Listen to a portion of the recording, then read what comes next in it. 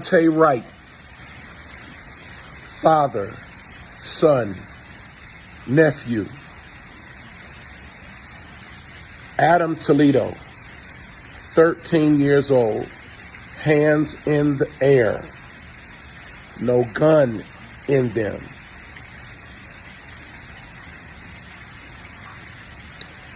Minnesota, man drives with a cop on the side of his truck, attempts to hit the cop with a hammer, is arrested without incident. Dylan Roof kills people in a church while they are praying to the living God, and they drive through a Burger King to get him a meal, arrested without incident. I watched a video of a gentleman that you can go see and you can determine what his ethnicity is, fighting two cops, hitting them both with their baton, get in a cop car. They try to unlock the door. They don't shoot through the window. They don't shoot the tires. They let him drive off. He is arrested without incident. I waited a few days before I wanted to post anything because I know me. We are beyond tired. To speak nothing of the young man walking in the neighborhood and being pushed and threatened in Columbia, South Carolina. I've been saying for a while that we are on the edge. Well, we're past the edge now. And for the people who want to say that Daunte Wright should have not resisted arrest, should not have tried to get away, you are right. And he should have been arrested. And he should have gone to trial. And the judge and or jury should have come up with an appropriate measure of justice based on the evidence.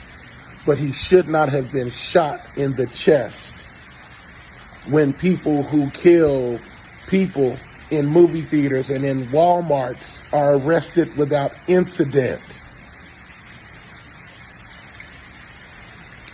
And to all the pastors and preachers who are so loud about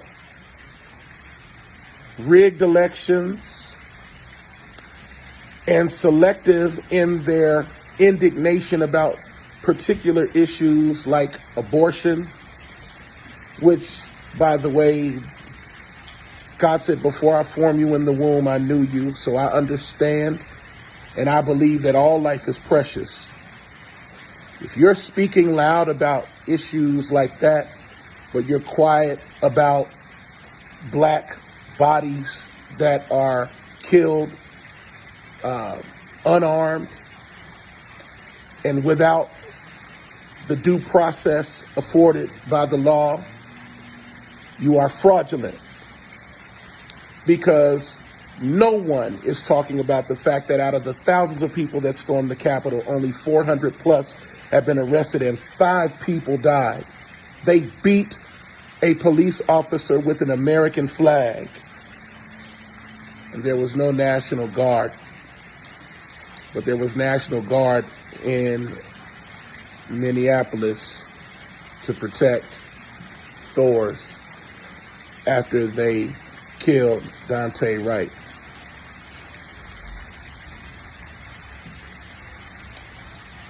If you're a Christian, a pastor, and you're loud about a couple things and then silent about others, you need to know that for whatever it's worth, you're going to have to make a decision, or we're going to have to amend our friendship.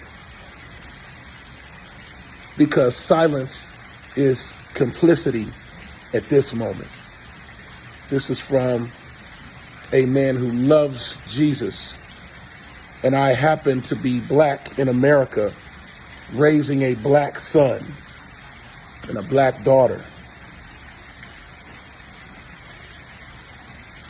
So my lens does not afford me the ability to stay quiet, complicit, or coonish to please anybody.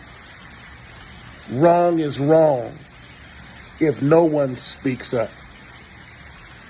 And right is right if no one speaks up.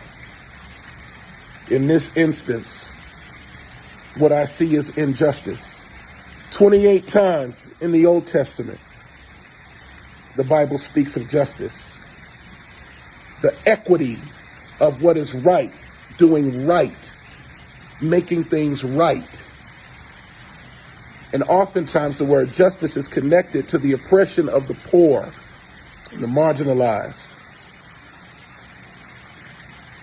We are at a crisis moment.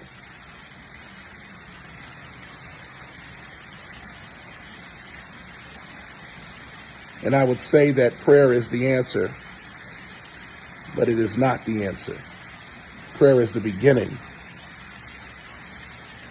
Actionable steps and the changing of the heart and a shaking of the consciousness is the answer.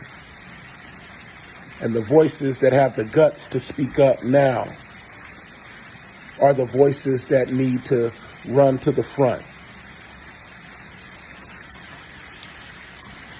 And that all the voices don't need to look like me.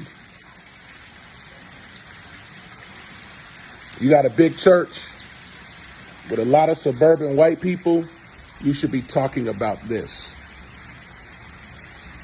I know the church world. They only allow a few of us into those selective evangelical circles.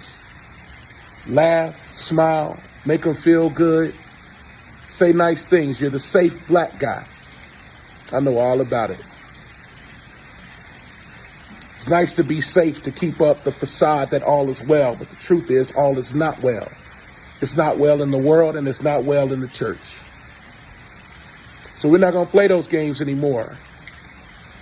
Stand up for right when it's inconvenient, not when it's safe to your core audience.